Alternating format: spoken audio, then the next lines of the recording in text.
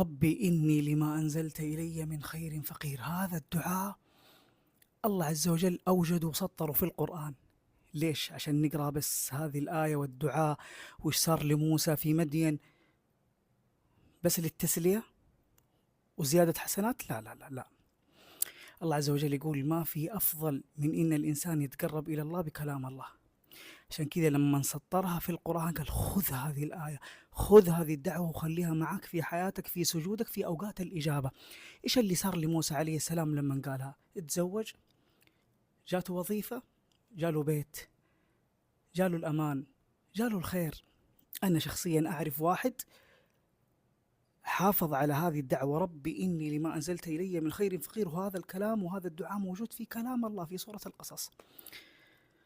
توظف، تزوج، زانت أموره، أشياء كثير في حياته تيسرت، حتى اللي حوله كانوا مصدومين من حاجات تيسرت معاه كانت في نظرهم مستحيلة، فكها الله بفضله ثم بهذه الدعوة ربي إني لما أنزلت إلي من خير فقير. طيب أنا بقول لكم، أنا من الناس اللي الحمد لله شفت أثرها في حياتي في أمور كثير، اللهم لك الحمد. ربي إني لما أنزلت إلي من خير فقير، والله حتى الحرف في القرآن ما جاء من فراغ، فكيف بالدعوة؟ الله يقول لك خذها، فيها تيسير وفيها توفيق. وضرب لنا مثال موسى عليه السلام في القرآن، فضرب لنا مثال موسى عليه السلام في القرآن مع رحلته مع الدعاء هذا، عشان يقول ترى في ناس يحتاجون لزواج، في ناس يحتاجون لوظيفة، في ناس يحتاجون لأمان واستقرار، في ناس يحتاجون لبيت. عشان كذا قل لك خذ هذه الدعوة معك، ويقينا حتتغير حياتك للأفضل بإذن الله. ويكفي إن التحفيز هذا من الله. طيب بعلمكم على سر، وأول مرة أقوله، ما بتكلم في التفاصيل لكن الخلاصة.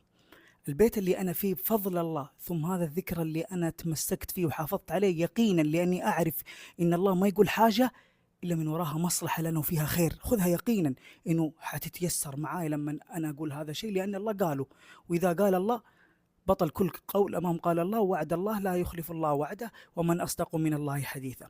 لما التزمت بالذكر هذا ربي إني لما أنزلت إلي من خير فقير، اللهم لك الحمد، وصلت لهذا البيت اللي أنا فيه.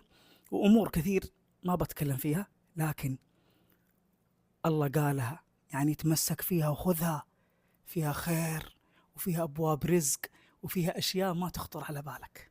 وش تنتظر؟ ربي إني لما أنزلت إلي من خير فقير، قلتها طيب ما صار شيء، حيصير يقينا وثقة في الله. يا أخي الله قالها يعني حيصير.